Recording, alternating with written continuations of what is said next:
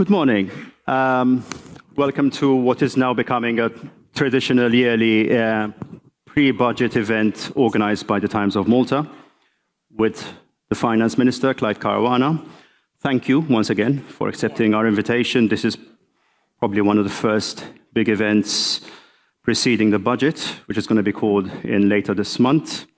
We're going to take a similar format to last year because I think it's worked out quite well. So what we'll do is have a series of quick-fire questions to start off with. Then we'll get into a discussion with the Minister, just maybe half an hour. Then we have a vox pop that we carried out at university and in Valletta about the budget. And then we'll open the floor to any questions you might have. We'll aim to close off this discussion around 11 a.m. So, feel free if you have anything to ask the Minister. Now's your chance. So, let's take it. I'm going to ask you 5 questions, and I want ideally a yes or a no answer, or maybe a very short answer. Who will be the biggest beneficiary in this year's budget? It's not a yes, no. No. The taxpayer. So that's most people. Yes. Which sector gives you sleepless nights? I sleep quite well at night. Okay. Not even the health sector? Well, there are challenges, of course, across different sectors, but I would say that I sleep quite well. Will pensions feature in the next budget? Yes. Do you have any regrets over the TCN policy? No. Perhaps we can elaborate on that more later on. We will. Is there still time for people in this room to make suggestions that you might take on board? Yes. Okay, now's your chance. Let's start. So, we're heading towards the budget with a Prime Minister who tells us, and I quote, he's going to announce the biggest tax cut in the country's history. That's you, in 3 weeks' time. Apparently, you're going to stand in Parliament and announce the biggest tax cut. That's quite a statement. Of course, the cynics will say this is a knee-jerk reaction to the Labour Party's pretty disappointing results at the European elections. Prove to me that it isn't. No, I beg to differ.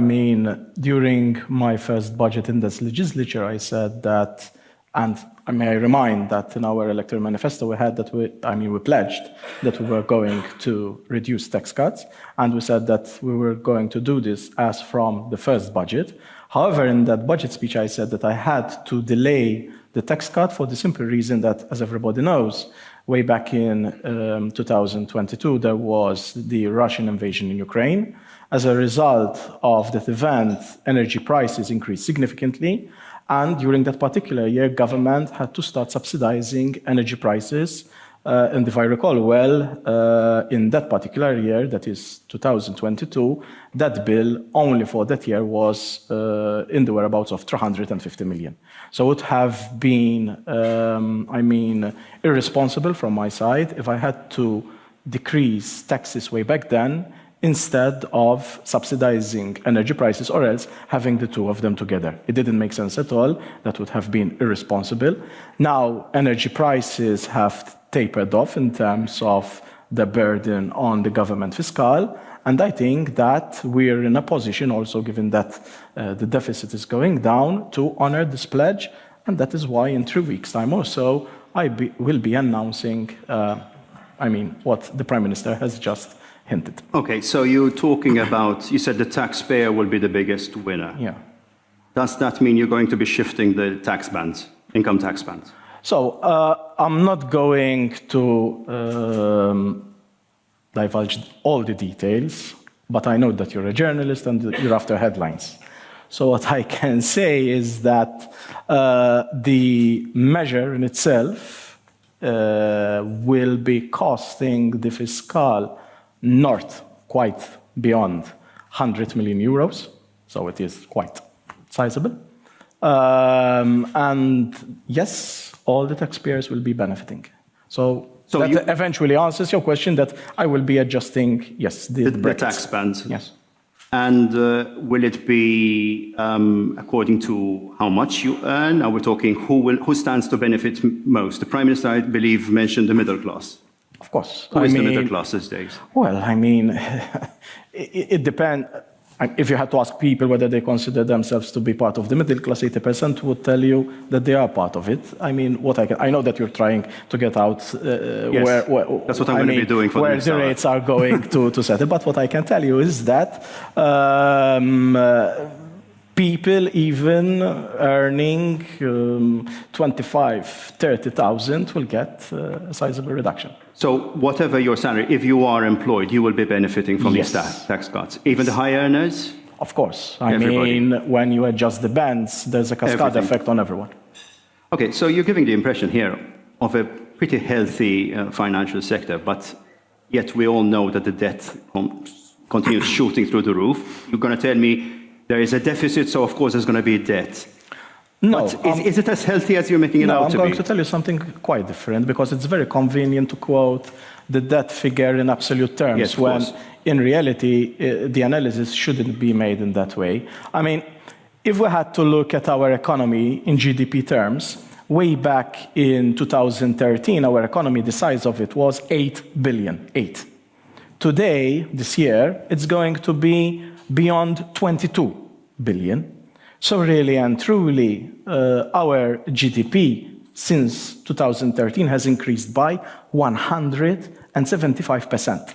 What really matters, and even the Euros speak about this, is the debt, the burden of the debt relative to GDP. When Labour got in power way back in 2013, it was 70%. Today, it is below 50%. And our forecasts indicate that for the foreseeable future, it will remain below 50%. So I think that it's quite an achievement. Okay. Going back to the budget, for the last few years, the Labour government has resorted to giving out these financial handouts, and they normally come out at very convenient times before elections. I tend to disagree. I mean, we've been giving them out. The last election, they were given 2 weeks before the election. Oh, but I mean, they've been there in the budget, I mean, within the budget structure year in, year out. So you just can't say that we've given out something just for 1 year and then that's it. Okay, these financial handouts, will they be given out in the next budget as well? Of course. They will be. What I can tell you is this, and I can preempt it. We won't take anything, we will just give more. Because we're being very prudent with the fiscal. I mean, there are 3 things that we're doing. 1, and perhaps we will refer to this later on. We're collecting more taxation, and we're doing that. It's not because we're introducing taxes or increasing the rates, far from it. We're being very careful on expenditure. And 3rd, but also very important, and if you compare Malta with the rest of the EU, we're quite an outlier, economic growth. In 2022, you said Malta will have a new tax regime by 2025. Can we expect some changes to be announced in the next budget? Yes, I have to say something about this. In fact, what I can reveal is that as recently as yesterday, we were in touch with the Commission, in particular DG Comp and DG Taxud, in order to make more work and arrive to some conclusions with respect to Pillar 2, meaning the minimum level of taxation, that is, that tax, the 15% that has to be imposed on companies with a global turnover of more than 750 million per year. We've been discussing with them for the past, I would say now, 9 months, and quite intensely. They've been requiring from us data even at the micro level, so even at company level per sector, because they really want to see through what we are after. I think that we have made significant progress, and hopefully by budget time I will be in a position to say, listen, these are the details on how within this particular area of taxation, we're going to make headway throughout the coming months and years. So you're saying on budget day you will actually be specifying all the details? I hope that certain commitments or conclusions that we're after from the Commission will come over the next 3 weeks. They are aware that we have our budget speech on the 28th, and I think that by then, most probably, I will be in a comfortable position to announce certain things. And you cannot say what the government is proposing at this stage? Well, what I can say is that, and I even can say what the bone of contention is. I mean, it's no secret at all. So what we're proposing is that the imputation system that we have remains as it is. That is, foreign companies beyond this threshold, whereby we have some 700 in Malta, they keep on administrating the way how they pay tax through the imputation system. That is, they pay 35% tax. But then in terms of refunds, instead of receiving 6/7, they receive 4/7, which that effectively makes the tax rate at 15%. But, and here is the but, the system as agreed on internationally, because this is a worldwide agreement, allows us to give QRTCs, that is, qualified refundable tax credits. I refer to them as sweeteners, meaning they allow you to reduce that 15%. In all, we have proposed to the Commission 7 QRTCs. It seems that they've been well digested by the Commission. Now, of course, the bone of contention is the generosity of such QRTCs, meaning if you're going to give a tax credit, it means that you're going to dilute that 15%. So what we're discussing with the Commission is that dilution. Now, the 15% is going to come down to what? And that, of course, is what we are discussing. So the Commission is still keeping close tabs. You still have to go via the Commission before you present it. Of course, that of is, course. Yes, of course. Okay, of course. you're tasked with keeping a control of the government spending. Do you feel you're completely in control when you go, I don't know, to your cabinet meetings and so minister is asking for something which is deemed unreasonable? I think yes, and I'll tell you why. Because I'm managing to achieve the deficit figures year in, year out. So for this year, for example... Yeah, but there could still be waste. I mean... Don't tell me there isn't waste from the government. No, I'm going to be very blunt as always. I can't tell you that there's no waste here and there, but I have to look at the big picture, in the sense that last year, in the budget speech, I said that the deficit for this year will be at 4.4%. Instead, it will be 4%, so even better than what I projected. For next year, it will be 3.5%, and we'll manage to get there. So as I said before, it's a combination of many things, but with respect to expenditure, and this is perhaps one of the positive things why I agree with the new rules with respect to the excessive deficit procedure, is that given that we're within this framework now, but we will be out of it within 2 years or so we won't even require all the 4 years given to us by the Commission, is that the Commission tells us, listen, given that you're in this procedure, and it is something good, and it really helps me as well in my work, is that they put a cap on how much a country can spend.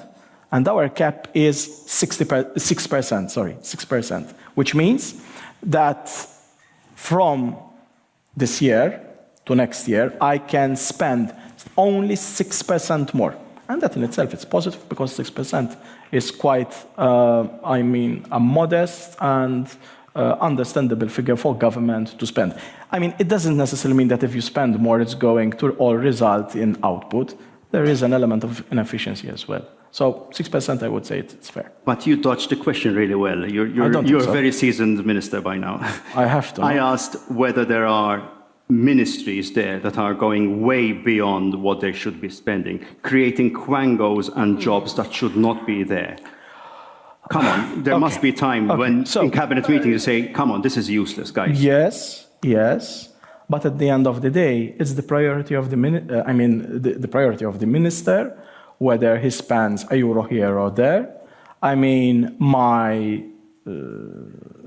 My targets, my goals at the end of the day is that I keep in check the fiscal position of government at large.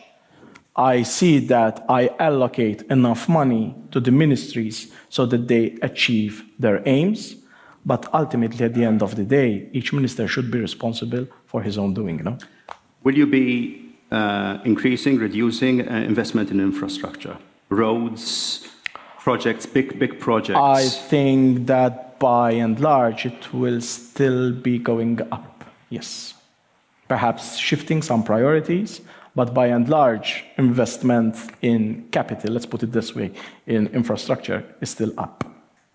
You know, I mean, perhaps one of the difficulties that we have is we have some 700 million euros of EU funds. The biggest challenge is to try and absorb them as quickly as possible. So really and truly, it's not the money itself, because it's there, EU funds, but rather it's the absorption rate. Tax evasion. One of my favorite subjects. It's everyone's favorite subject because we dabble in it. There has been a clampdown, is clearly, on tax evaders in recent years. You recently said that 40 to 45% of all entities in Malta are not paying the correct amount of VAT. Yes. Yesterday, I just Googled some countries around Europe. For example, in France, the number of companies evading or underreporting taxes is just 25%.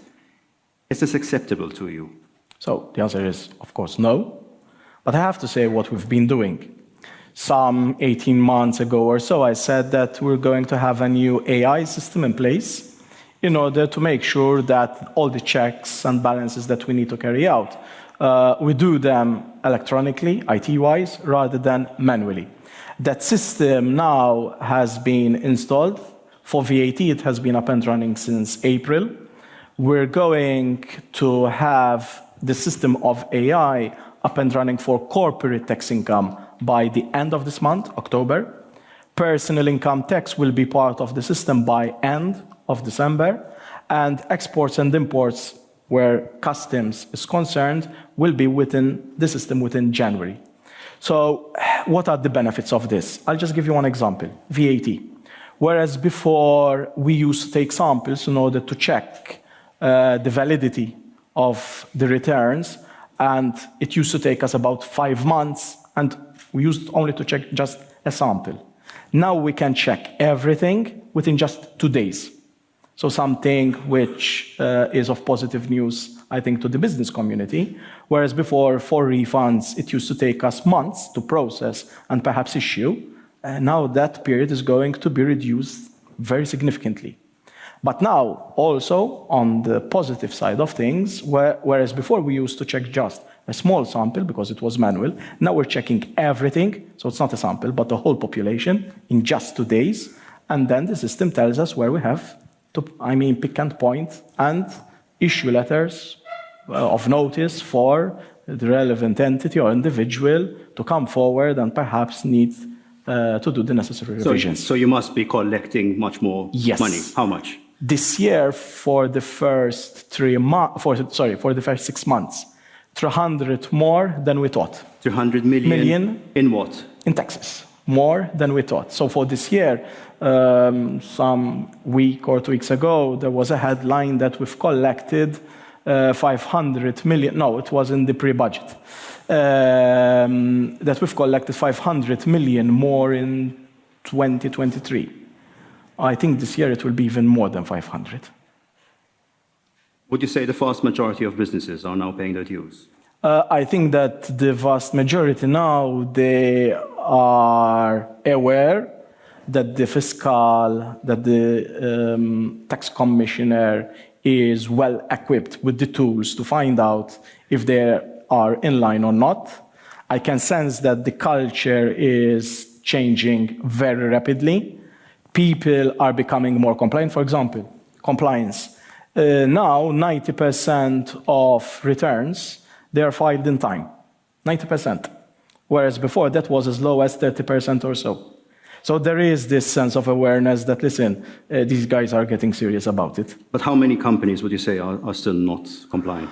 Well, I will have... In the past, I said that some 60% of companies reported they have a loss. But now with the population of all this data within our system, and as I said, all the taxes that we have in this country will be in just one single database, there will be an audit trail of everything by January, and that means that I can foresee that tax evasion will continue to go down significantly. By how much? Very You must have an idea. I would say it will go down significantly, but on the other side, revenue, I don't want to speculate, but the fact that even throughout the first 6 months of this year, we have collected more than 300 million than we anticipated, that already gives you an idea of how much, this issue of tax evasion is being curtailed. Who are the biggest tax dodgers in Malta? Well,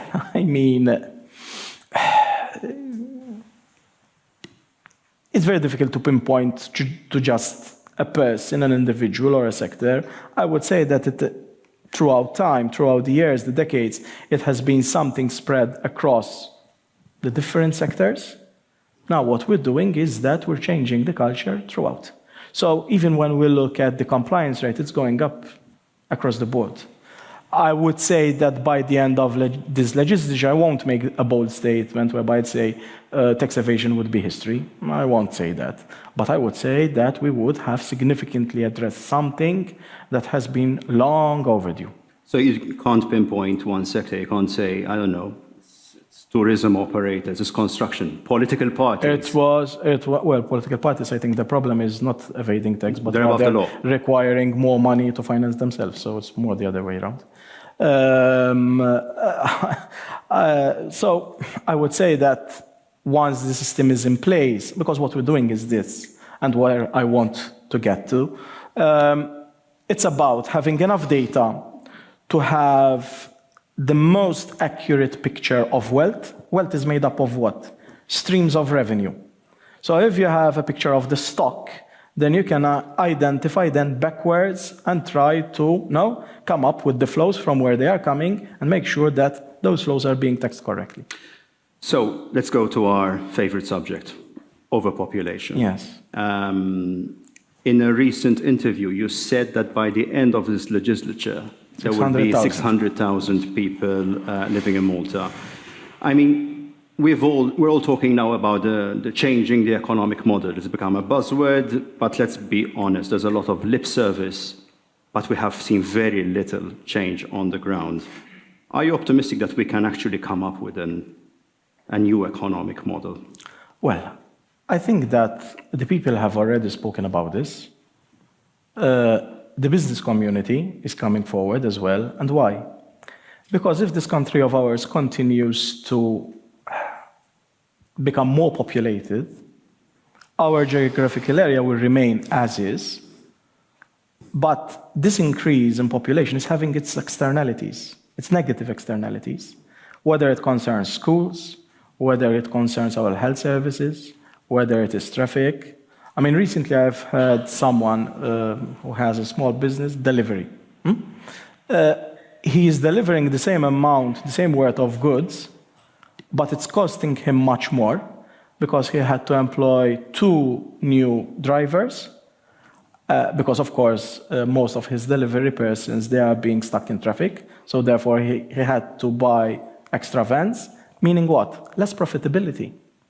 So, as we say in economics, the more you have of something, the more diminishing margin in returns will set in, and that is a negative aspect as well for the business at large. But look, you've spoken to people in business, I speak to people, including in politics, and they tell you quietly, like, yes, it's true, it's a problem, but it is delivering at the moment without TCNs. So let me be very, very straight. In my previous life, when I was at Jobs Plus, I used to say that this country needs more foreign workers. Yes. And I stand by what I used to say way back then. But it is also true that over time, I started to advise, at first quietly, and then perhaps I was a bit more vociferous, let's put it that way. We have to be careful in what we're doing. We have to be careful in what we're doing. This thing cannot continue going on forever because it's going to have its repercussions. So, because this country has significantly increased its economic size, definitely it needs more labor. But if we keep on going to repeat what we've been doing now for the past years, for the coming years, it's going to have more negative effects rather than positive. So that is why I continuously urge the need to change. How long have you been warning your Prime Minister at the end of the day about the need to change? Well, I mean, I think I've been having this discussion now even since way back. Since Joseph Muscat's times? Yes, 6 years ago or something like that. So you have been warning that we need to start controlling the issue with TCNs for 5 years, 6 years? Yes, I mean, it's not something that dawned upon me one fine day, you know? Okay, and do you think nobody's taking note of you? No, I think it's more of an issue that at times certain people take more time to realize the hard and true facts that are out there.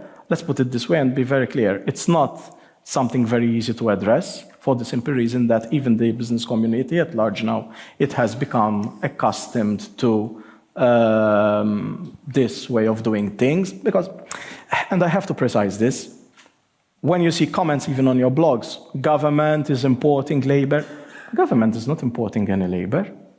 It is the economy that is requiring such labor. So in a way, it's the business community that is employing. But government is also overemploying people, which leaves the private businesses with no choice. Herman, let me consider part of that argument. At the end of the day, I mean, when you look at the amount of TCNs, or I mean, even foreign workers, let's put it that way. The amount of people employed, or the increase, the increase in terms of people employed with government is just a small fraction of all this. So really and truly, the real issue is that this economy has grown significantly, but in areas that are very labor intensive. So you're saying it's difficult to change because in a way we are caught in a bit of a catch-22 situation here, no? You have certain sectors like tourism, the construction industry, which is full of TCNs, a lot of them exploited, underpaid, let's not go there. And then you have the health sector that without TCNs will collapse. I wouldn't say it's just the health sector, it's the entire economy that will collapse without TCNs. Because if you look at the penetration of foreign workers in general, the penetration is across the board. So it's not just, I mean, name it and have it, all the sectors, perhaps to different degrees. So the issue that we have here is that, first and foremost, we have to say it, we need foreign workers. The issue is how many? How many? Can we keep on increasing the stock that we have? And I think that is what we need to answer, in the sense that what we have is a labor market that is expanding, it is generating economic growth, but I think that for the future, and this is what I've been trying to say, that economic growth has to come not from the labor market by increasing the numbers. The labor market has to be productive, but not by increasing the numbers. So how you would address it, perhaps, the next question would be. Yeah, let me give you an example. Would the government consider imposing taxation on industries that employ lots of foreign workers, TCNs? Has it ever crossed your mind? I would put it in a different way. As you know, by training, I'm an economist. And I've been thinking about this for quite a long time now. I'll give you another example so that you can relate the two together. Europe has made it a key cornerstone within its policy priorities to address pollution, emissions.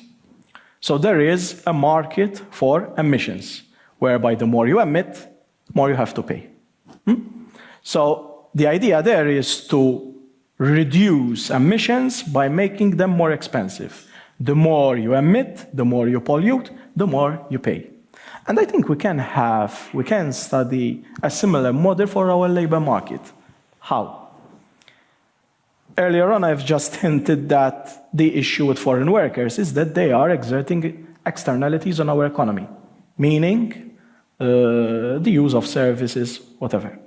So what if, in order to reduce the reliance on foreign workers, if there's, yes, a tax, And this tax is perhaps higher in value if you're very labor intensive, but that labor intensiveness is of low productivity, you're not export oriented. So what I'm trying to say is that we need to valorize more the businesses that are more export oriented, that are of high value added, and in this way, I'm quite sure that the economy itself would adjust over the medium and long run. So in a way, we are eliminating business activities, yes, there's no other word, that are low productive and perhaps more inward looking. And is this something you would be considering introducing in the next budget? Well, I told you my idea doesn't mean that government at large agrees with something like this. But, I mean, I've never been afraid to voice my opinion. I take the occasion of events like this to say what I think. But, of course, government, and I'm aware that there are discussions, to see what is the best way forward in this area. But there is a silver lining to the importation of so many workers, no? Pensions. Yes. Have we dodged the bullet there? Well, pensions. Definitely what has been happening throughout the past 10 years or so, it has significantly alleviated the problem of pensions. In fact, the Commission has never touched upon the sustainability of pensions now for the past 7 years or so. So what has happened is that all this economic growth, it has significantly reduced the burden of future liabilities by increasing the tax base. But of course, it has had its unintended consequences as well, the ones that I've referred to earlier on. Obviously, what's happening is that while pensions, everyone's guaranteed a pension, there is obviously a standard of life. Somebody who's earning and that is what people are complaining about. 80,000, 70,000, we're suddenly down to, it's not really a two-thirds pension, let's face it. So, no, but but it has been like that since ever. There is discussion, and in the budget, I will say more about, let's put it this way, third pillar pensions, because yes, there's the need in this country to make sure that the current generations have more savings for future consumption. Is the government considering imposing some form of occupational pensions? I will have a section dedicated in my budget speech regarding that. I'll leave it at that for the time being. So, but last year I said that the government is going to announce something, and this budget I will be announcing. Okay, a couple of subjects have made the headlines recently. HSBC and APS Bank. There are suggestions you're against this deal. Is this true? Well, I refrain for the time being from voicing my opinion about the subject for obvious reasons. Both banks have made company announcements. For the time being, I'm going to leave it at that. But if need be in the future, I have to say my 2 cents worth opinion about the subject, I won't mind to do so. But for the time being, I leave it at that. Why is HSBC packing its bags? You have to ask them. Come on. Well, you've probably had meetings let's with put it this way. Let's put it this way, because you're not even correct, I would say, for the time being. Oh yeah, they issued a statement saying they want to sell. So far they said that they're going to do a review. They didn't say that they're going to sell. That's banking talk for we're leaving. But that is the official announcement that has made. Does Malta have a bad name internationally? I think that we have suffered in the past, but a lot of work has been done to rehabilitate our name. Do you think one of the reasons HSBC is leaving because of the grey listing? As I told you, you have to ask them, no? Okay. I'm not their spokesperson.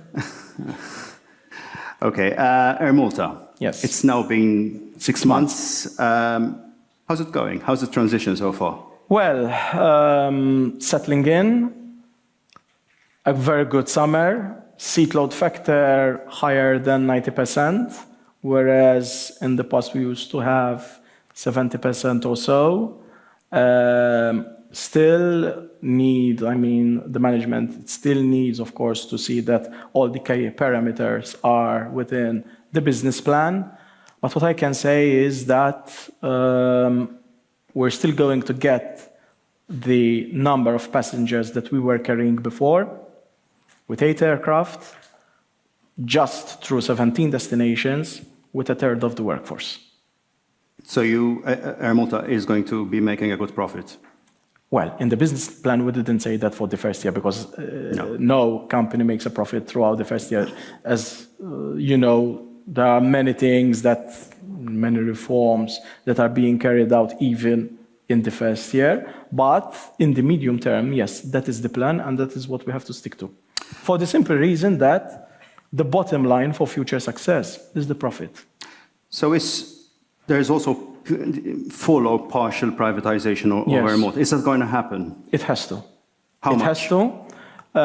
When I was discussing with Vice President Vestager, she's responsible from competition, one of the points that was imposed on us, and I agree with, so really and truly it's not that much of an imposition, is that we have to privatize a significant portion of the airline, let's say in the whereabouts of 30-35%. And I agree with it so that in the future, KEM, Malta Airlines, does not end up again where it was Air Malta. We cannot risk to have our airline company run as a government department. So 30% by when? In my mind, ASAP. Really? Yes. Of course. Do you have somebody who's actually interested? Are you in discussions? For the time being, for the simple reason that we have to see that the airline is working as it should.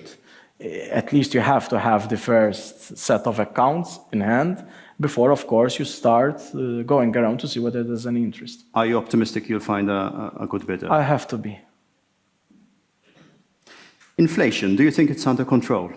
It has gone down significantly, but still, the price level is, still high. No, inflation, technical explanation, the change in prices. So what has gone down is the change. The change has slowed, but the level of prices, if you go at the supermarket and buy something, you still find it higher than what it was last year. So you think the Stabilità campaign worked? I'm not saying that. No. Do you think it helped contain it? It did its part, yes, as well.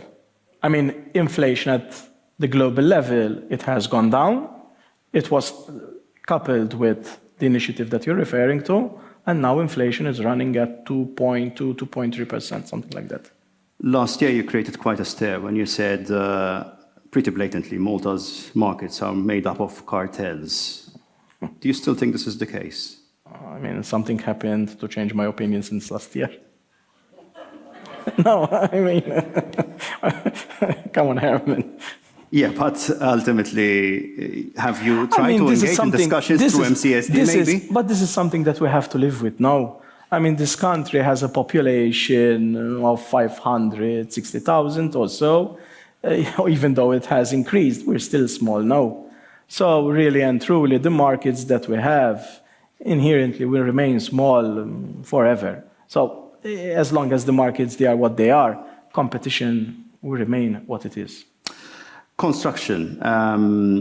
In an interview with us with Times of Malta last June, you said it's about time we see a split between the construction industry and the political parties. Yes.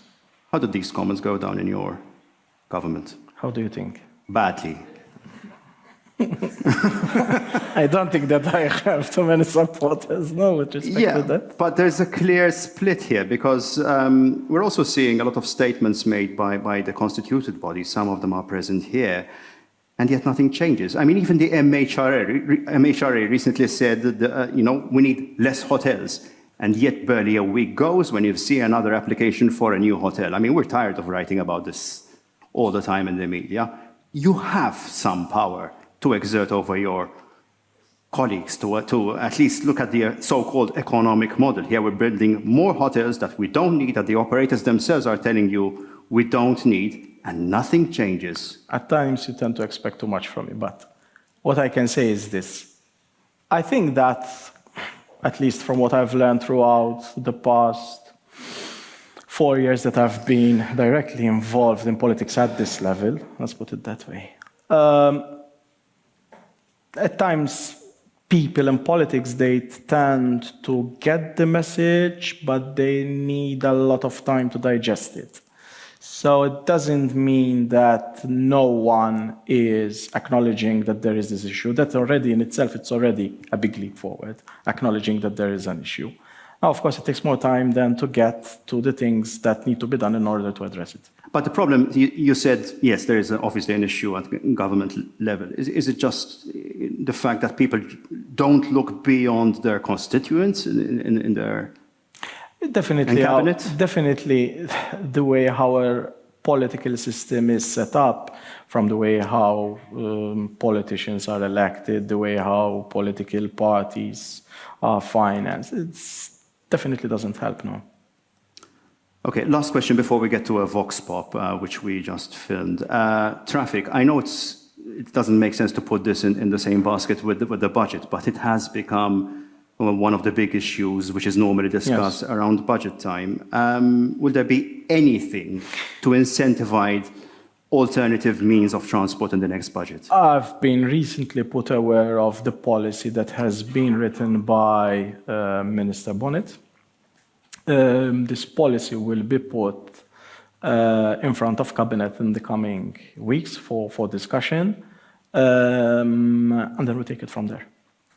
Minister Bonnet gave us an interview a couple of weeks ago, and he implied a couple of suggestions, but some of them we've been discussing for years, avoiding trucks at 8 a.m. I mean, this is common sense, and yet nothing happens. Herman, I'm not an expert in traffic. My area of expertise is more the fiscal, so I will not try to venture into other areas where I don't have a good understanding. Impact because you were the one who said, introduce free buses in Malta, and do you think that has helped avert some of the problem? Well, if you had to ask the bus operator, the amount of patrons that they have has increased significantly. The issue is that, in tandem, the population has increased significantly. Yeah. So I can't say it didn't work. It's just that the seats and the extra buses that they got filled with other people. I'll get to some other points soon, because I think you've had enough of two people sitting on a stage. We have a vox pop that Mark Lawrence Zamit did in Valletta and Emma Borge carried out at university a few days. And we asked them, what do they expect of the budget? Are we ready to go? Nista' waqfek sekonda x'qed nistaqsu nies fuq il-budget, x'qed jistennew mill-budget. Il-budget ma tafx x'inhu. Budget. Li ġej issa dax-xahar ma tafx li ġej il-budget. Ejna fejn ma nafx tal-affarijiet. N-nies x'ixtiequ mill-budget fuq Vox Pop. Il-budget? X'tixtieq taf li hemm il-budget hu iktar tard dax-xahar. Ej tal-qitlek ta' għidla tiġi ħdejk. Dik tistess sinjura. Ejja fuq il-budget. Fuq il-budget għandha bżonn dik. L-iktar li għandha bżonn. Għax ma tagħmel xejn. Qed nistaqsu lin-nies x'ixtiequ mill-budget, x'qed tistenna. Il-budget nixtieq. Iktar kif tajt. Ikompli sejjer kif ilu sejjer. Proposti tajbin li jolqtu lil kulħadd, setturi diversi. Iktar specific, ejja. Ovvjament il-żgħażagħ huma importanti. L-anzjani, iktar stipendi, fejn jidħlu skemi għal min jottieni proprjetà l-ewwel darba u nkattini darba. U hemm ħafna xi jsir. Jolli l-pagi, għax il-lolli tal-ħajja saret tremendament impossibbli. Il-lolli tal-ħajja l-aktar li inkwetat. Paga ħjar. Paga ħjar. Cost of living crisis getting worse, maybe. Sinna mit-taxxa kienu. Naqaslek it-taxxa diġà għal ħajamel, issa naraw x'inidi. Forsi l-pagi hu. Il-pagi iżidhom ġifieri. Ma ġobja. U x'inkwetak mhux għolin biżejjed? Hawn Malta? Lew. Xi ħaġa deċenti biex tkun tista' tgħix naqra. Aħjar. Ġifieri tinkwetak l-għoli tal-ħajja tħoss lil ħajjoliet?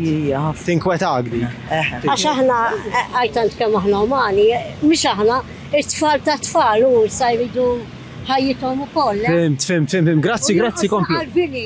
U jonqos il-bini. Il-kera u l-bini. Il-kera u l-bini. Mhumiex ilaħqu biex jixtru fejn joqogħdu. Ħassina diesel. I'm sure my uncle that lives in Gaza has got plenty to say to the government. Okay. Hemm xi ħaġa oħra kieku tgħidli jagħmel. U Li ġoħġo moħħu basta tajpa Malta. Tiħux għalik, imma jimma nafx jekkux il-mara u tfajla imma abbandonati kif fil-moment tal-prova. Alla ma mela, qasat naramina. Kem tiġri. Teletiġi. Min flok ġi taqbes għalik. Mistoqsija zaħret nistaqsu n-nis xiex mill-budget. Ifimni, jien naqot il-belt u li nixxieq huwa li ma nibqgħux b'dak l-istorbju kollu li għandna. L-istorbju nixtaqsam mal-budget. Insomma. Imma li ma tistax toqgħod bi kwietek ġodarek hija kbira ħafna. Iktar indafa, iktar siġar kullimkien. Insomma, jiena naħseb li fl-ambjent ser tajjeb għax tkellem fl-għaqda tal-ġuż maqda fuq il-klima u hekk u situazzjoni tad-dinja. Tar ġonna, iktar ħdura fil-pajis. Iktar ġonna, iktar ħdura. Siġar, per eżempju. More green ways of being able to power and sustain the island, so... U innaqqas l-immigranti, u għaxa tidu ħafna f-migranti. Innaqqas l-immigranti? Maltin igergru fuqhom. Imma billi gergru jfissel għandu jneħħihom? Mux neħħihom, imma nkunu equality, Ma nafx kemm xi ħaġa tixtieq jagħmel fil-budget xi miżura li tixtieq jieħu. Ma rridux inkunu tost iżejjed, il-pensjoni qiegħda tajba. Imma jekk iżida, mhux se tgħidlu leha. Iżida, min ikun jieħu gost joqgħod imur il-ħin kollu jixtri. Ħalek!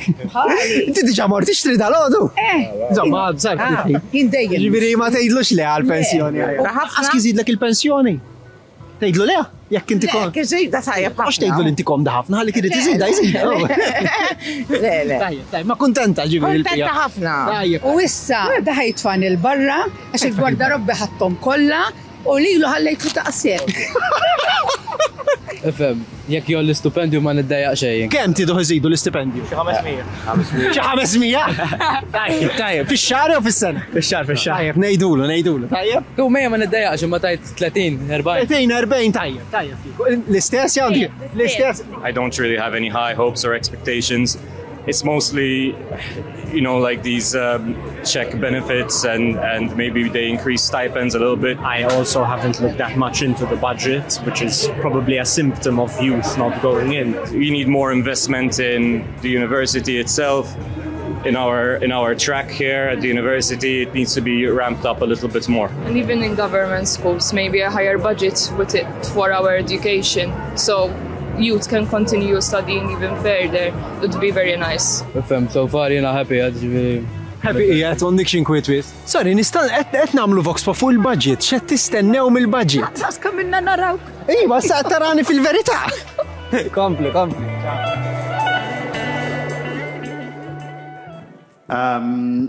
Number of points come out, of course, of that. I mean, standard of living, lack of green initiatives. Obviously, students want more stipends. We've heard this year in, year out. But if I may pick on one of those, there were a few people mentioning, we need more greenery. We need more. They associate this with the budget. But let's face it, we have seen very few initiatives to actually push a green agenda in the last few years. Would there be anything in this budget to help incentivize? I'll answer that question, but before I have to say something about kitchen politics. First things first. There were many who mentioned standard of living, inflation, wages, pensions, whatsoever. For next year, and this has never happened, the amount that this country is going to spend on energy subsidies, because they will still be there, collective agreements, meaning teachers, health workers, public service in general, tax cuts, and increase in social benefits, including pensions. The total bill of all this that I've just mentioned is 460 million. 460 million. More than 2 percentage points of GDP. There's no country in Europe that is doing all this. Fine, at the end of the day, it's still about the well-being, the way we live, greenery, and we'll have initiatives about that. But in order to address disposable income at the end of the day, that is the bottom line for many people. For next year, the increases, tax cut, pensions, name it and have it, it's 460 million. And this is very important though, At the same time, my budget deficit will go down from 4 to 3.5%. Where it comes to the energy subsidies, the IMF and the European Commission are breathing down your neck, telling you, phase it out, phase it out. Fine, but I beg to differ with their opinion. So you're going to continue, you're going to Yes. persist. Why? Yes. Very simple. If you had to look at economic growth in Europe, wherever you want, Germany, France, yesterday they had in the news headlines that they have to cut expenditure by 40 billion next year. Actually, their deficit, it has worsened, not improved. Which country? France. France. Italy.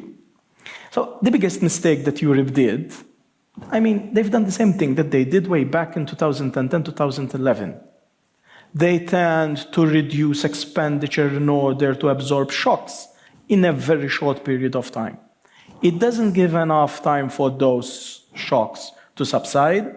What happens is that the economy and people's income then, absorb that shock in the immediate term.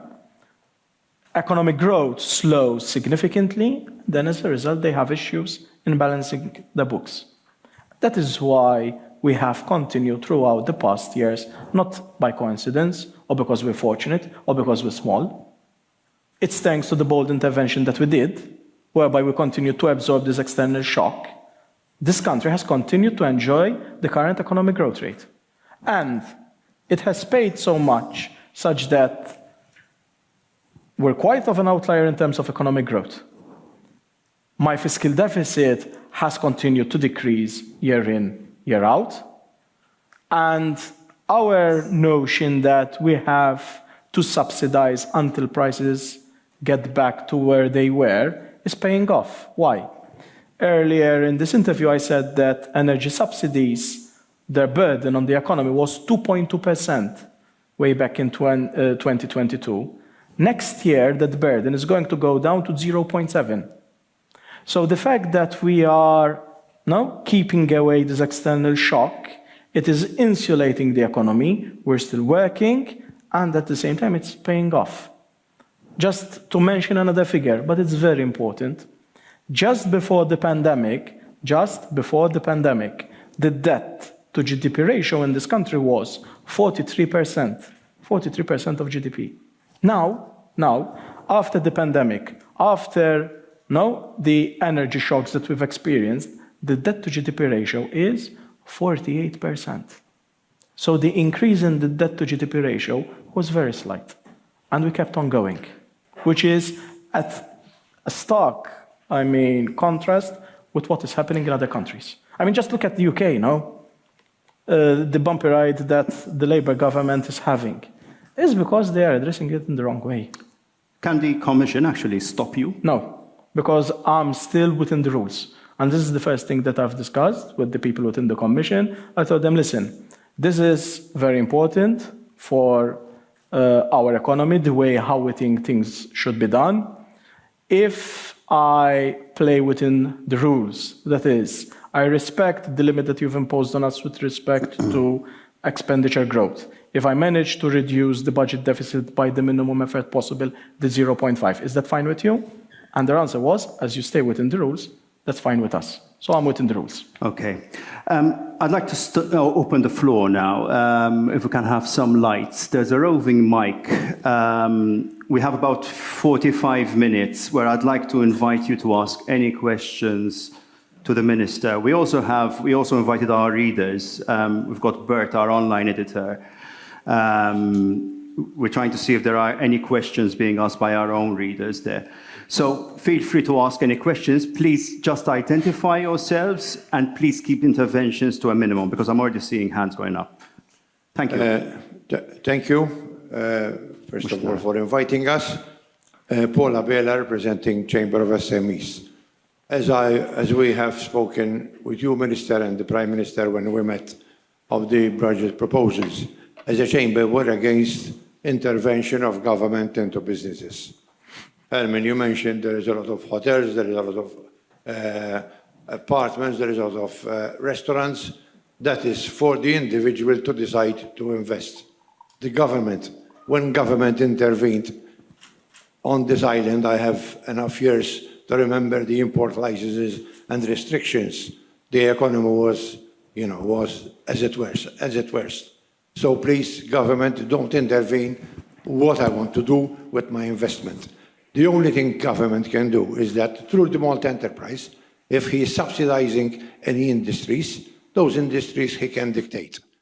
Dictate that they pay better wages or better conditions. That we agree.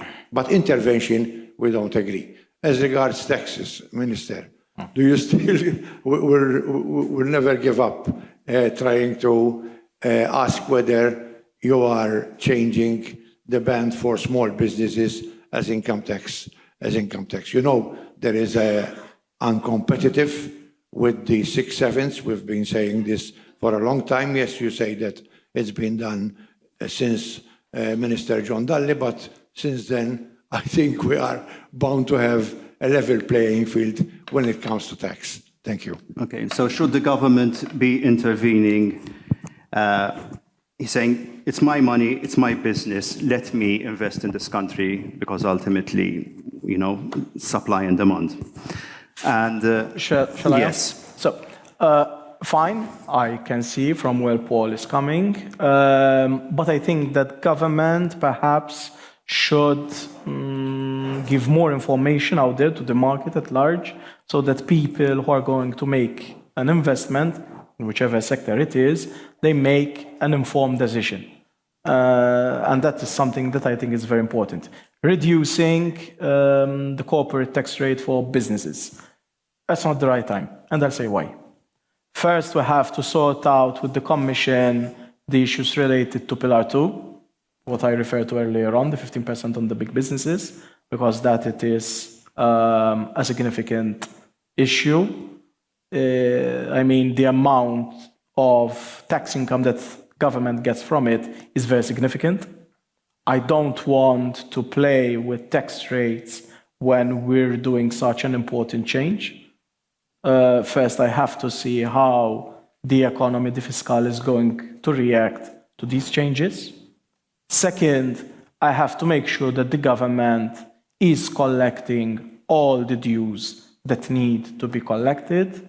And then last, yes, when the time comes, I'm quite sure that if I would be still Minister for Finance, I wouldn't have any difficulty to reduce tax rates for businesses, but only after going these two things. It has to be a slow, gradual approach whereby I make sure that the country's finance remain sound and stable.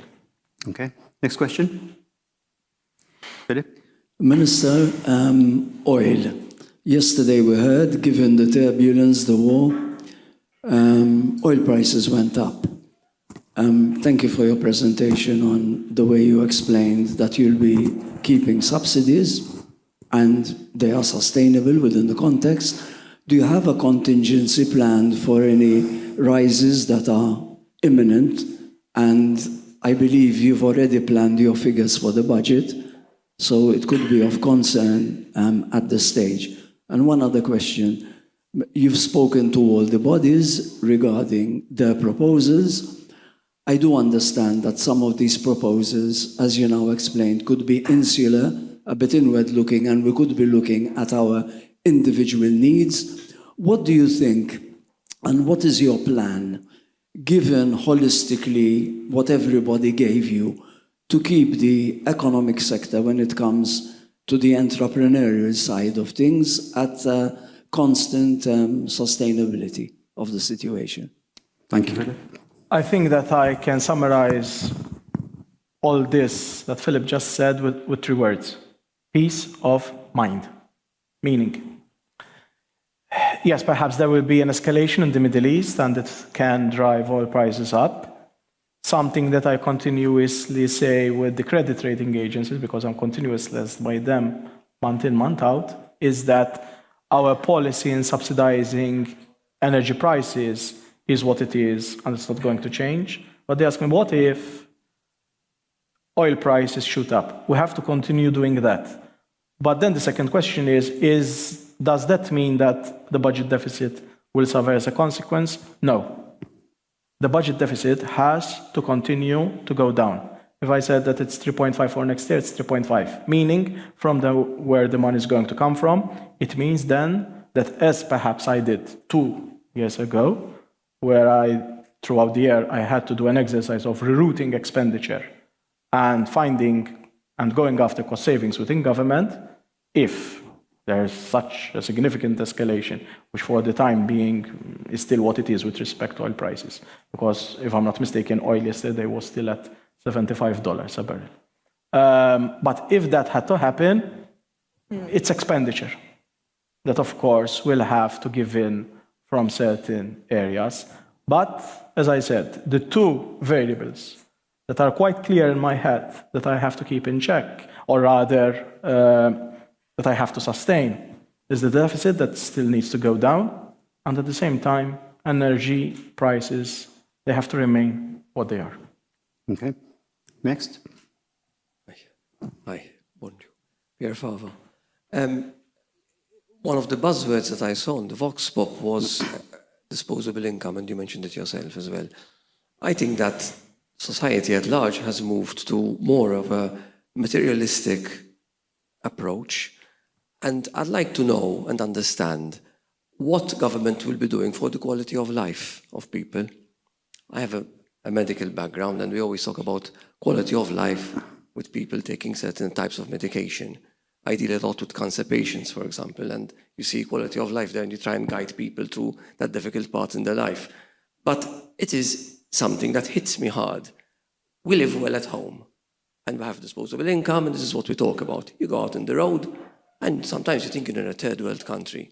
We spend so much money on doing our roads, on doing the network, we're still stuck in traffic. I live in Slima. I drive from Slima to Birgikar every morning. The amount of potholes that I meet along the way, I don't think that sometimes the effort, the money that government spends, is put in the right perspective. Also, I'd like to speak to people who don't usually have a voice here, the homeless. I work a lot with homeless people, and I see more homeless people every time I have and help. Why? Can you give me a reason why I meet more homeless people, and I've had a spike in these past 5-6 years, which is very exponential, and it hurts me. It hurts me that many people are earning money, have disposable income. Good for them, I mean well. But then why are these people so marginated and end up homeless? And if people like me, or people who really work with them, hands-on, don't help them, these people don't have a good day, don't end up in a good way in the evening. Thank you. Mr. Fava mentioned something which constantly comes up. I don't think in my career in journalism have I ever seen so many people complain about this gap between the haves and the have-nots. It's becoming chronic. I mean, only last week we had a story about 50 people living in the street in Parcheville. You must be worried about this gap between the haves and the have-nots.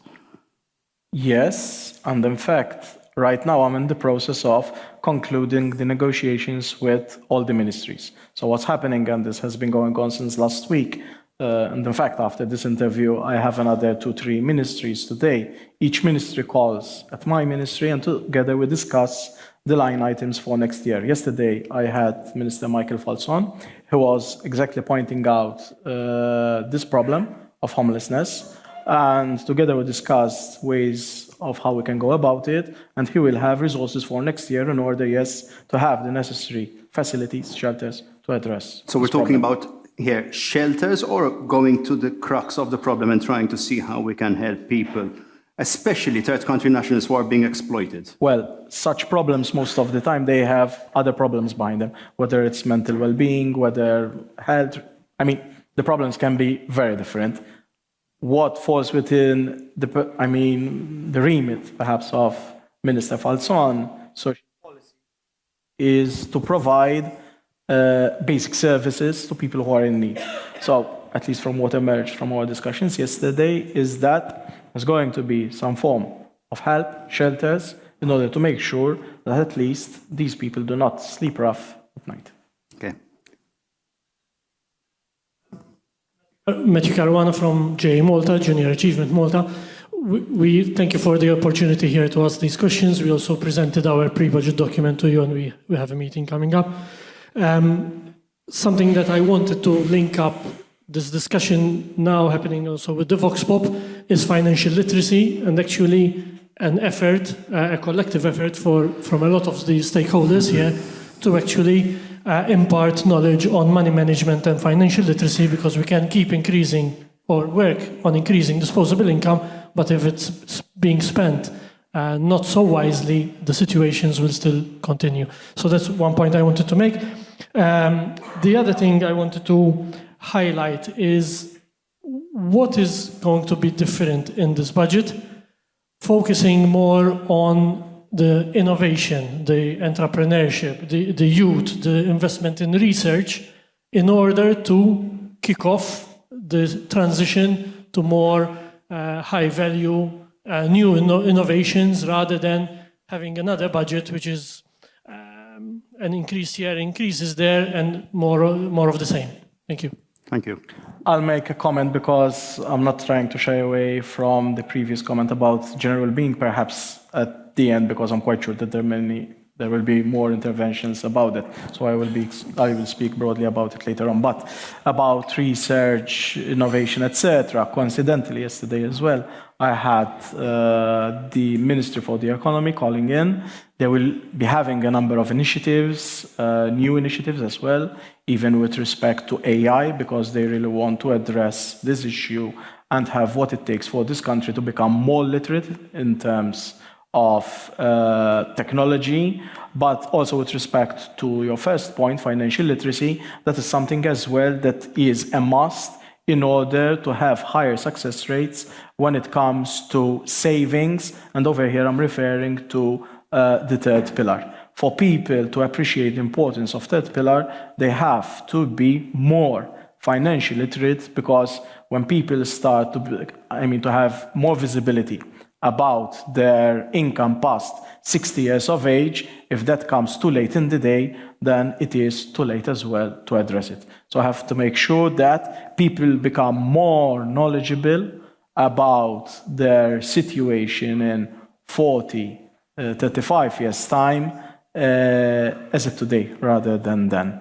It's easier said than done, because of course when you're young, you don't think about when you're going to be past 60, but really and truly we have to address this issue, because of course time passes quite in a hasty manner, and of course we have to make sure that people become more knowledgeable about it.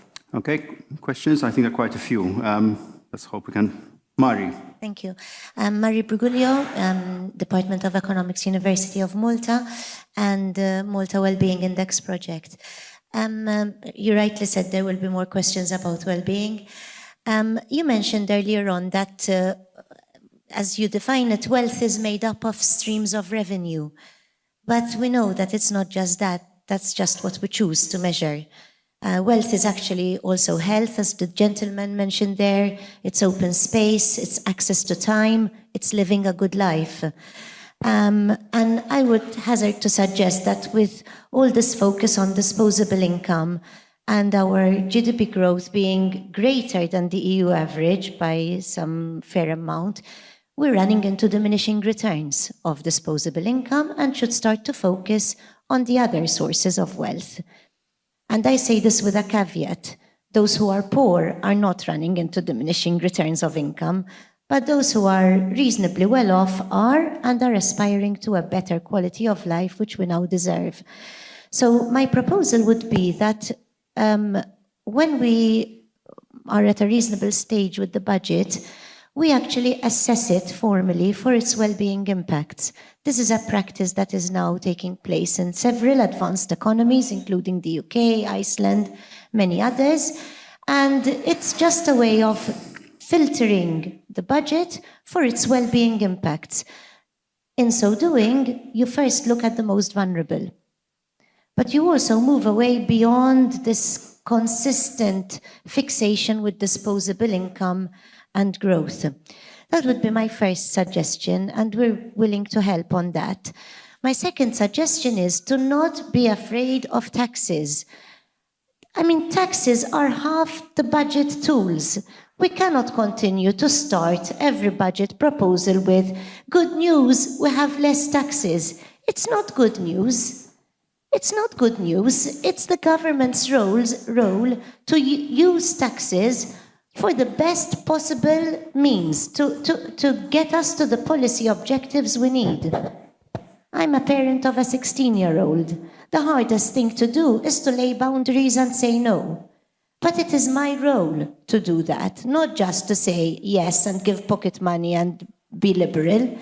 So I would advocate that well-being assessment and more focus on the use of taxes. Thank you. Thanks, Murray. This is obviously what Murray is advocating is increasingly being measured in Nordic countries. Yes. I mean, we measure our success, let's face it, Minister, even today, in terms of money, not in terms of happiness. Instead, we keep seeing data which shows the Maltese among the frustrated, angry young people who want to leave. Can you see yourself, at least in this legislature, when you can engage the likes of Mari and her department to actually draw up a national happiness project? So I mean, I'm aware that there has already been a lot of work that is being done along those lines, even with, if I'm not mistaken, Her Excellency Mary Louise Collier-Preka. They have a good project that is going there. But I would like to react to a number of points that Mary said, and I can see from where she's coming to. Let me state something before I delve into my points. If I'm not mistaken, it was someone else who told me you're a politician in a left-leaning government. True. So I've described myself at times as a socialist, but when it comes to taxation, perhaps I'm a bit at odds with my political beliefs, because I strongly believe that in a country like this, which has Mediterranean traits, it doesn't make sense to have a lot of taxation. And I'll tell you why. Because it will be a necessary burden on the business, but when insult to injury, I'm very much afraid that most of that income would go to waste, because it would be badly used within projects that perhaps we don't need. Meaning, I prefer to leave money within the business community rather than having that money which is spent in an ineffective way. I mean, government is not the ideal agent to spend money. I mean, most of the time we have overruns, things that do not run on budget. So I prefer that government stays as it is. And if government needs resources, and I've been saying this for years now, the resources are there within the existing tax base. Let's collect what is due, but I don't see the need to collect more by imposing new taxes or increasing the rates. But hang on, you said you are socialist, you are in a left-leaning government, and you just mentioned business. Shouldn't a socialist government get that kitty and see that it's distributed down here among people who need them, like Mr. Fava mentioned? That is what I'm doing. But I don't agree that in order to have more in that kitty, I should increase taxation. So that is where I differ. Provided the priorities is not business instead of the people who really need. But that is what we do. As I mentioned earlier on, 460 million, no? Never government has done this in history. With respect to well-being in general, let me say something about I was going to comment later on. The way how the discussion is evolving, in a way, it says something about Malta, in contrast to the other European countries. We're discussing well-being, we're discussing how we can improve things, we're discussing how we can reduce the externalities that are arising from the increase in population. But we're not discussing at all things that are being discussed elsewhere, such as in Italy, France, Germany. They're discussing what? Cuts, increase in taxation, governments that are going to fall short of their commitments with the EU, hardship on people in general. So we have to appreciate at times a little bit, because of course, and perhaps it's another Mediterranean trait, where we tend to criticize a lot and we don't appreciate what we have also at hand. So what I'm trying to say is this: it's not all that bad. So our economy, the country we live in, fine, perhaps it's not the optimum of what we're after, but it's not that bad relative to other countries. True, there are challenges that we have to address and that everyone is aware, because of course we face them on a daily basis: health, infrastructure, traffic. But I would rather have those challenges to address rather than the challenges that my colleagues, which I will be meeting next week, will start mentioning around the table. I mean, yesterday, whoever reads French newspapers, it was in Le Monde, if I'm not mistaken, the French government has to start, and it's just a start, in finding 40 billion of cuts in expenditure. Over here, I'm saying that for next year, I'm not going to cut, I'm going to spend more. But maybe the French are happier too. But they are going to have many problems as well. So I have, in all this, what I'm trying to say is this: let's appreciate what we have. True that we have the challenges, but the state of our economy, of our national finances. So, for example, I forget to mention this. We're in excessive deficit procedure. I've had no one in the past days or weeks saying anything or being worried about the state of the fiscal in our country. And that says something. So we have at times to stop a little bit and appreciate that certain things in this country are they are much better than what they are in other countries, but it's true. And I tend to agree, and I've spoken about it as well. There are challenges that we have to address. Wayne? Good morning, Minister. Good morning, Herman. Wayne Flask from Collective. Now that the S word has been dropped, I have two questions, which is really the same question.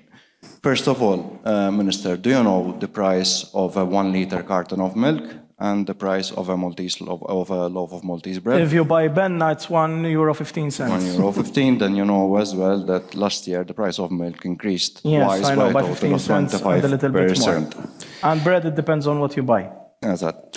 So, but by and large, small ħobza mqatta, it's about, depends from where you buy it again, but 80 cents, 85 cents or something like that. So I know, yes. Okay, I see higher prices, but anyway.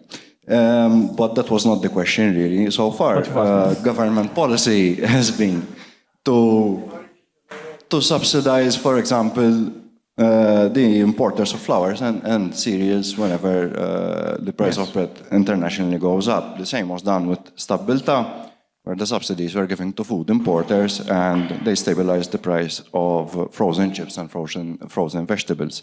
There are 27 million in subsidies being given to private schools, and the day after Nila Jews swam around the island, the government gave another 1.3 million in subsidy to the operators of the Gozo Fast Ferry, so that they, together with their competitors, can run the monopoly they have over there.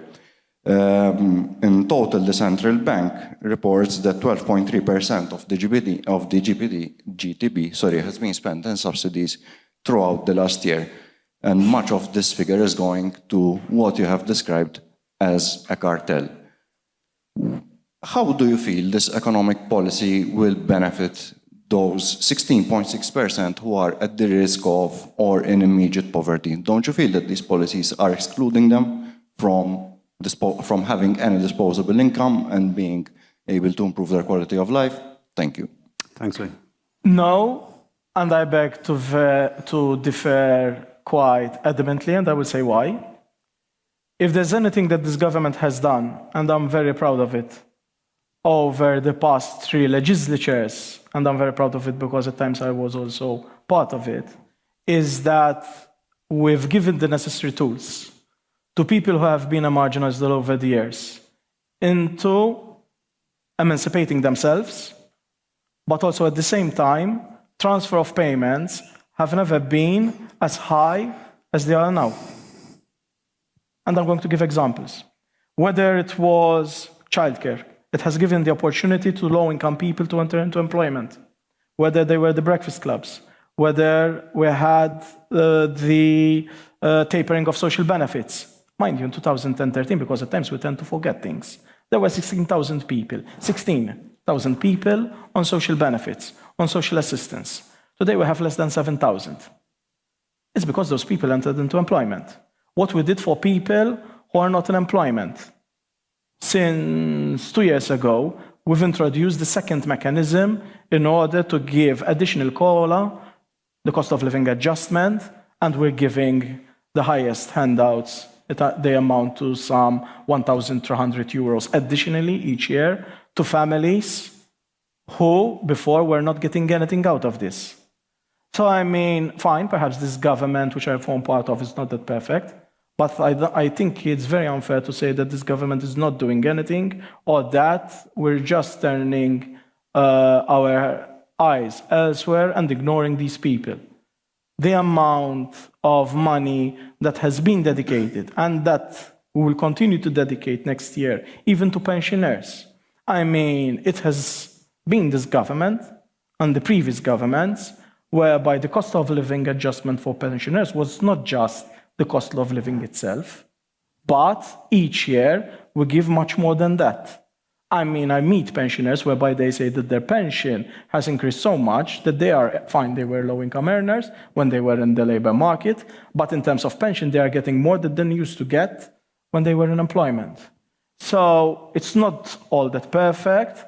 Not everything is, 100% as it should be, but to give the impression that people have left being on their own for the years and nothing has been done, I think it's quite unfair.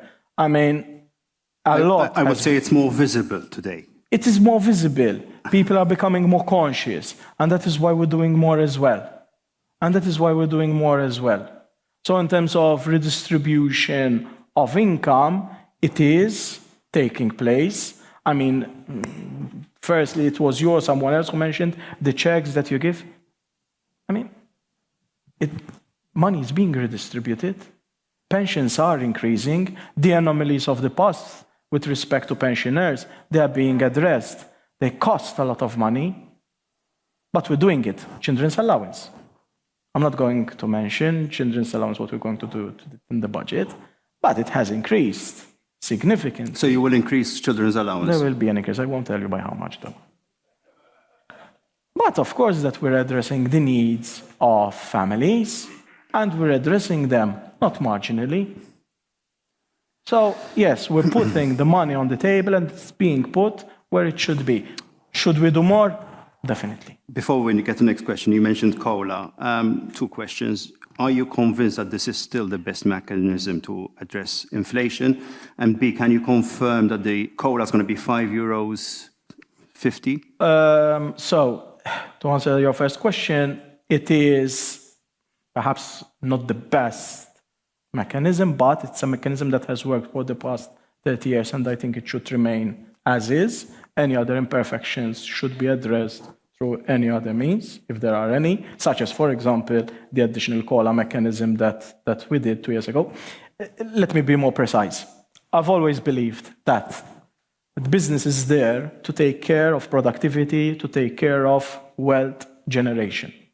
If we need to take care of society, inequality, and whatsoever, that is the role of government, not business. So that I'm very clear about my thoughts.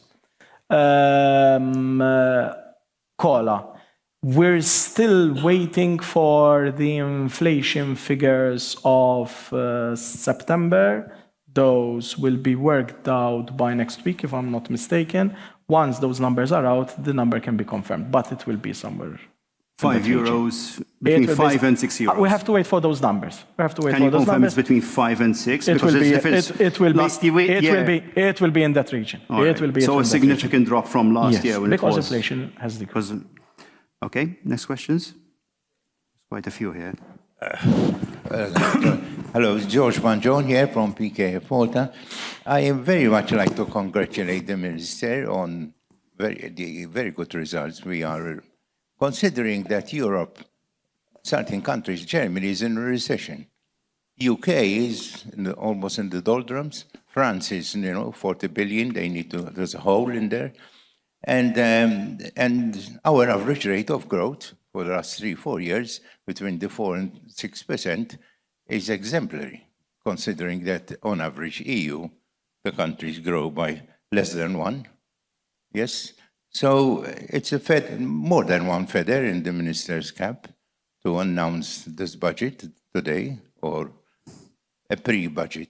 He didn't announce it today. However, we all read about Mario Draghi seminar report ordered by Ursula von der Leyen about the progress. And he emphasized very, very sharply that we can't keep on saying we're not adding any taxes, we are reducing taxes. He went the other way around. Now the minister is a seasoned economist. Now nobody is thinking beyond the box here.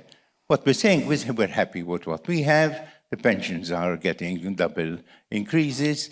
Our students are getting stipends. They're not paying for their education. You can go straight to the question. Because so the question is, Mario Draghi, which everybody or some of us have read, is actually advocating large sums of money, 750 billion each year, okay, to improve innovation, to improve on decarbonization. Malta's done 0. You know, Mr. Presenter, how much Malta pays every year for research and development? 1/6 of the average in Europe. Another thing is, 12 years ago, Joseph Muscat told us there's going to be a miracle. Electricity is going down by 25% because the Azeri went into business with introduction with the government, etc., etc. We know what happened after 12 years. We abandoned oil exploration. We abandoned and still abandon playing second fiddle for renewables. Okay? How come if the Japanese can come here and actually produce hydrogen from water, the electrolysis, and this has been the new economic model? Thank you for the time. Thank you. Research and development. Well, first and foremost, we do not have the capacity to absorb a lot of R&D. So the capacity is not there. I mean, most of the R&D that take place today, it happens within government entities, mostly university. But when it comes to, let's put it this way, the future economy, I mean, something very important that is taking place, or is going to take place over the coming years, is the big leap, I'm going to mention it by name, the chip producer in Malta, ST. They're going to completely change, overhaul the methods of production. So what they're going to produce in the future is completely different from what they are doing now. They will be moving up the ladder chain. And in order to facilitate all this, government is going to help them with tens of millions. A lot of money. We've got the necessary approvals from the Commission, and this process of building a new factory, or they're going to expand, in fact it was in the news lately, it's going to take place as we speak. So this is where this country needs to move in the next years. It's what needs to happen in the financial industry, whereas before we used perhaps to attract business in order for them to benefit from our low tax rates. Now we have to shift our model. Perhaps in the future we need to look more at family offices, aircraft leasing, and things which generate more value added, but perhaps we need to put more effort in order to attract them. So last year in the budget you had mentioned manufacturing. There's going to be a drive towards manufacturing. Let's be honest, we haven't seen major changes. So what you're saying is ST Microelectronics. Herman, it's not going to take place in a year. Come on. I mean, the amount of money that they're going to spend, if I'm not mistaken, runs into a lot of millions. Fine. You're mentioning the biggest company in Malta. Have there been others, micro companies, manufacturing? Let's face it, there has not been. But Herman, let's be fair.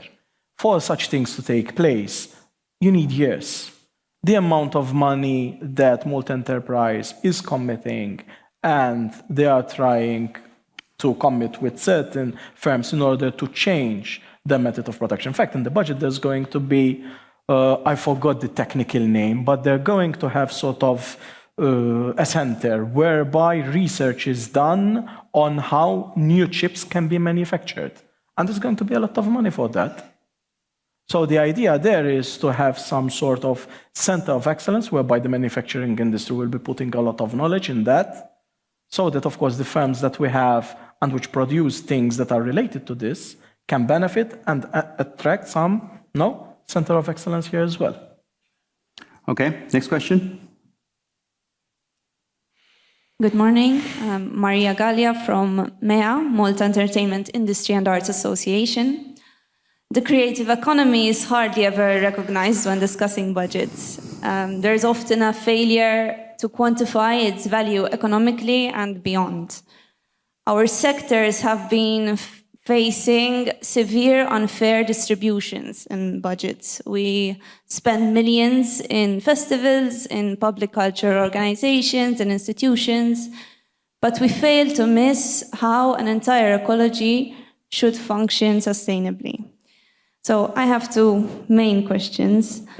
Will this budget prioritize the need to boost the creative private sector through increased funding, improved tax and VAT incentives, research and regulatory frameworks for the industry? The last question, can we expect the 1 million increase for the local filmmakers, or will this be spent in another vanity project? Thank you.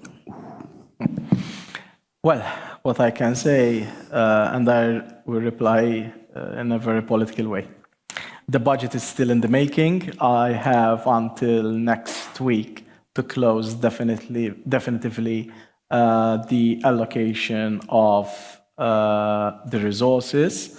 And then, of course, from after next week, I will have better visibility on how things can and are going to be allocated between the different sectors. But what I can assure you is that I've taken note and I've been put aware of this a couple of weeks ago. Something about the budget, Herman, because this is also very important. Really and truly, what we are doing now is that we are seeing how we're going to slice the cake. Because from this year, the Commission has started a new procedure. Each country has to submit its budget aggregate figures by the 20th of September.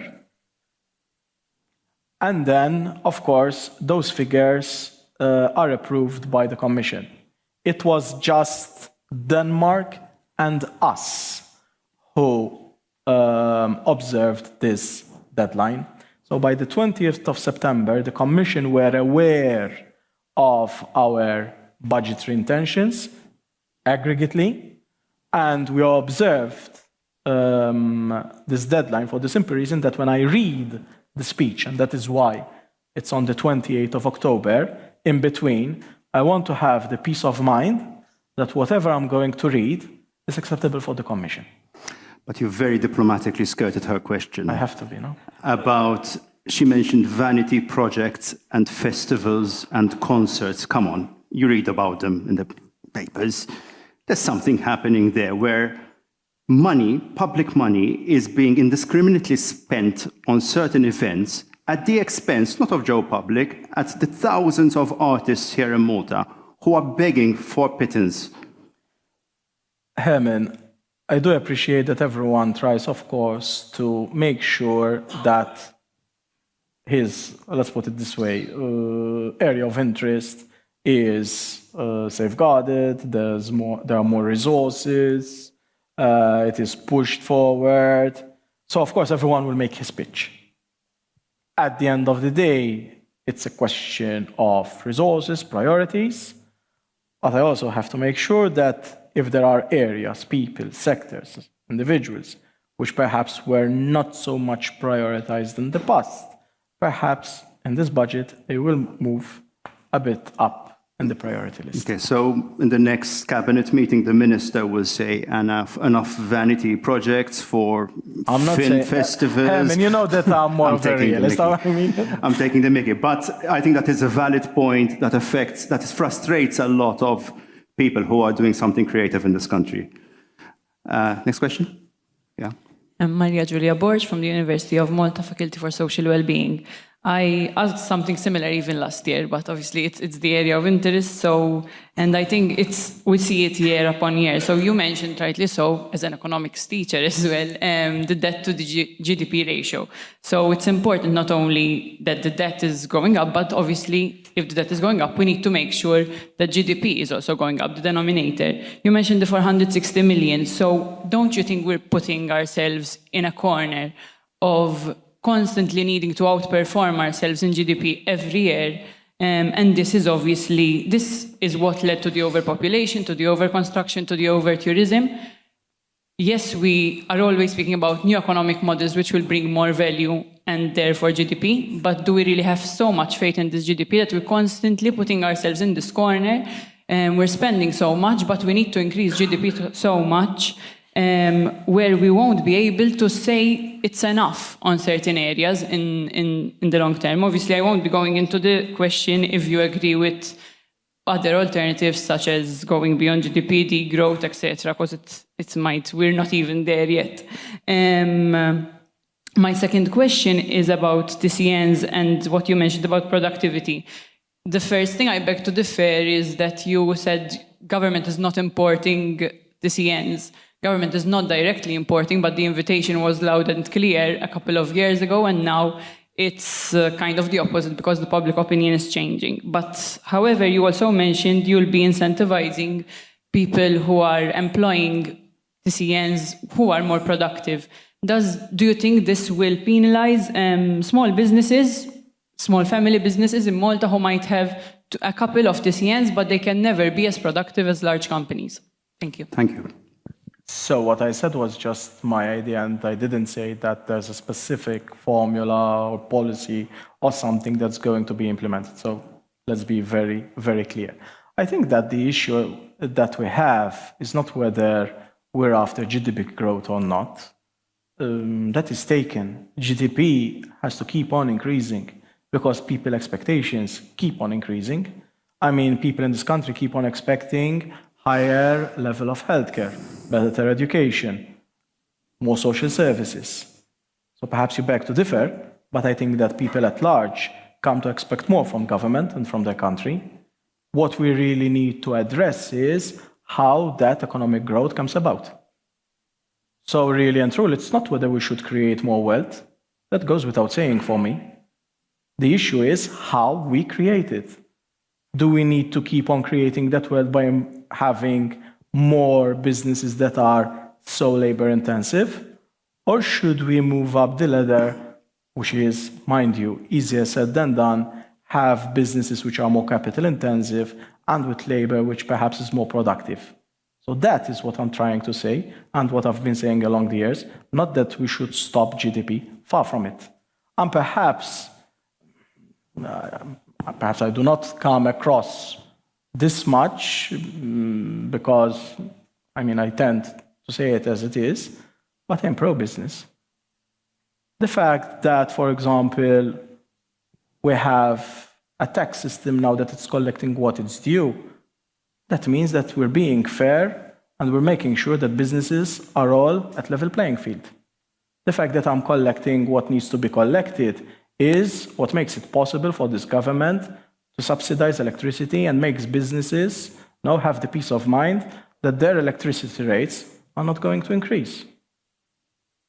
So what we're doing, fine. It's fair that, there's no universal consensus, and there can never be. But what we're doing is that we have to make sure that the infrastructure of our economy, or the superstructure of the economy, remains intact. Now, the bone of contention that we have in this country is how we're going to make more, but there has to be more, with less. Okay, we just have time for couple of more questions. Yeah? Hi, my name is Michela Formosa. I'm here on behalf of the Law Student Organization, INSL.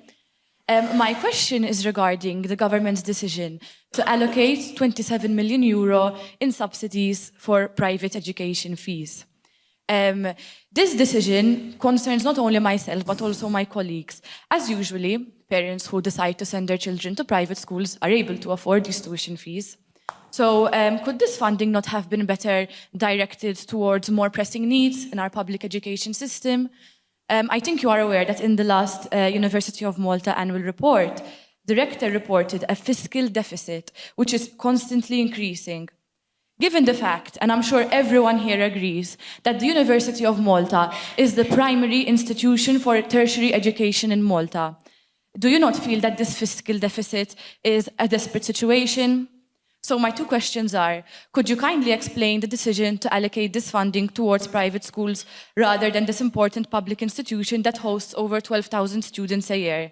And can we know if the university's fiscal deficit will be addressed in the upcoming budget? Thank you. This is an issue which has really Yes, and I'm going to angered a lot of people. Obviously, parents were happy, but... And I'm going to answer it with a very straight face. So, university, first and foremost. And I'm going to be very clear, even though it's a government, not owned institution, but I think that university, first and foremost, needs to get its finances in order. As Ministry of Finance, we've been chasing them for the past 2 years to send the necessary documents in time, but they have ever failed to do so. We allocate the necessary funding, but the necessary replies never come forward. So if there's a problem, definitely it should be resolved by university, which claims to be independent. And I think that they should pull up the socks and roll their sleeves in order, if need be, to generate income, which they themselves can make use of. So if there are issues with the university's finance, and I'm saying this with such a straight face, because I've been receiving many messages across the months, but never has been done from the university side. And I've had enough of this. So I'm being very clear about it, and you know that I don't mince my words. And I'm saying this because, all the correspondence and whatever it is now a favor, and that is why I'm being so bold in what I'm saying. The subsidy, the 27 million. Government has made a decision. The decision was to increase significantly teachers' pay packets. And the bill for the private sector to match what government has done with the public schools, mind you, what we're going to give to public schools, we're going to give it to church schools as well. So even the church is going to get a significant subsidy. Now, the Independent School Association, they come forward. They was expecting it. And they told us, listen, government, you decided to increase teacher salaries significantly. Your actions, that is our actions, are going to increase our costs by 50%. 50%. And they told us, listen, very clearly, a significant portion of the parents who send their children to our schools will not afford that. Everyone? No. But a significant part of them will not afford the 50% increase, at least 50%, mind you, as a result of what we did, let alone the increase in other expenses. So they told us, listen, it's only fair that as a result of your actions, we do not suffer the unintended consequences.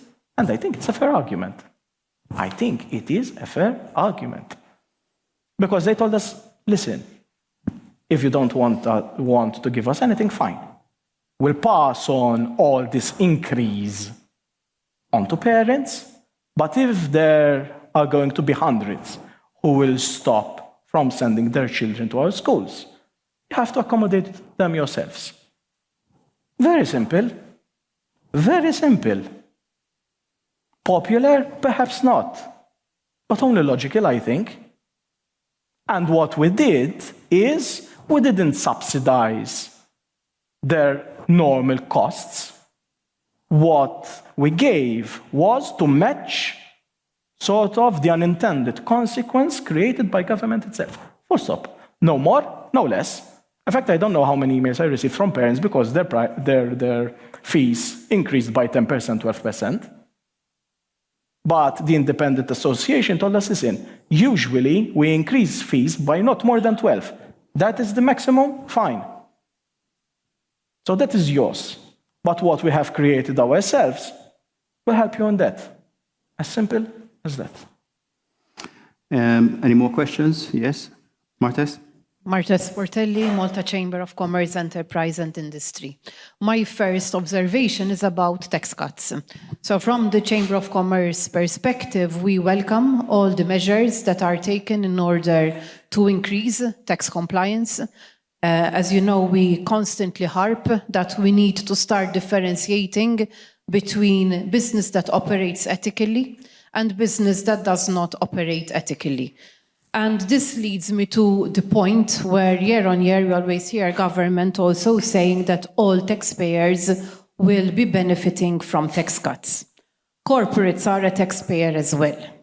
Now, I understand the minister's point of view that he would like to ensure full compliance, but I once again urge government to take into consideration the Malta Chamber's proposal in again differentiating between businesses who are paying their dues on time and businesses which are not. So I repeat again our proposal, that is that at source, at payment source when your tax is due, companies that file and pay their dues on time at source pay a reduced corporate tax rate of 25% against the current 35%. Even because that is what will create a level playing field between those that are operating within the parameters of the law and those that aren't. My second point is on the minister's point where he said we will continue being careful on expenditure. That is also a welcome comment. And my question here is, when are we going to see a public procurement reform? There has been much talk about it. Again, as the Chamber of Commerce, we submitted a comprehensive document with over 35 proposals on how this reform can be done, and it is becoming more and more imminent by the day. A good public procurement reform will ensure that government will get better return on investment on its spending. The third point is about the increase in population. So one of the earlier points was about third country nationals. We as well acknowledge that there are a number of businesses that need foreign workers to continue operating, but we need to start changing what message we send out. So we've talked about having a different economic vision. We're talking about moving towards more high value added, and this is the crux that as a country we need to work on. If we look and take stock of the input of the impact that most of the foreign workers have left within the country, there has been little high value added that has been actually experienced. There are other EU countries that we can copy. We can look at the Austrian model, we can look at the Italian model and see what would be beneficial to Malta as well. Again, also the discourse on quantity versus quality, even when it comes to tourism. We go also beyond quality. We need to be promoting more quality experiences. And I'd like to close this point by highlighting the PISA report that was published recently. It is very shocking. It sends out a shocking result whereby it confirms that youths in Malta are of the unhappiest within the EU. So there is Poland, which fares worse than us, and the UK. Let's not forget that today's youths are tomorrow's future. They are our future workforce. So we need to be addressing that as well. Fourth point, it's about infrastructure. So we usually talk about the roads infrastructure, traffic, sewage, energy, water, but we do not talk enough about our digital infrastructure. We need to invest heavily, much more than we have invested in our digital infrastructure, because that will also help us to move more towards high value added. And my last point is about the minister's often used term of the word cartel. A cartel means that there are companies and businesses which intentionally keep prices very high in order to eradicate competition. In Malta, we have MCCAA, which is the watchdog, which is the regulator. And there have been several confirmations by the regulator itself that cartels, we do not have cartels in Malta. So let's make a difference between companies synergizing to make sure that they remain competitive as well. I mean, even if you look at the Draghi report is criticizing Europe itself for not synergizing more in order to be able to compete against the other bigger continents. A cartel is illegal. So whilst people may understand that a cartel means businesses doing business together, let's differentiate between the two terms. The cartel, which is purely illegal, and synergies, taking into consideration the minister's words himself that Malta is a very small island. Thank you. Thank you. Which cartel were you referring to? Well, I mean, Martis raised a number of points. I would like to pick on taxation again, because I know that this is perhaps one of the most sought after issues when it comes to discussing with the employers' bodies. As I said, I'm in favor of reducing the burden of taxation in general, but it has to come at the appropriate time. First, I have to make sure that whatever we have to do and close with the EU is agreed upon. Then I have to make sure that the compliance rate continues to increase and whoever has to pay its taxes does so. And then, yes, finally, the burden of taxation can come down. But it's, I mean, let's put the cart, just behind the horse rather than the other way around. Thank you. Daniela, do we have more questions? Keep them very short, please. Short interventions. Yeah, Reinhold? Hi, Reinhold Kahner. I'm an Austrian, but living here too since 25 years. So one thing I want to criticize, which I did already a long time, for the use and also for the future of the economy. What I miss is there a focal point who is taking care about future trends and giving even the youngsters the right platform. So, for example, I bring so many high-profile friends here. So in 2 weeks' time, the weekend, is the CTO and Executive Vice President of Intel here. I brought thousands, so Herman would know and David Comey would know. And I tried always to offer the government to meet up, to hear, to make some cooperations with them, to invite them to the university.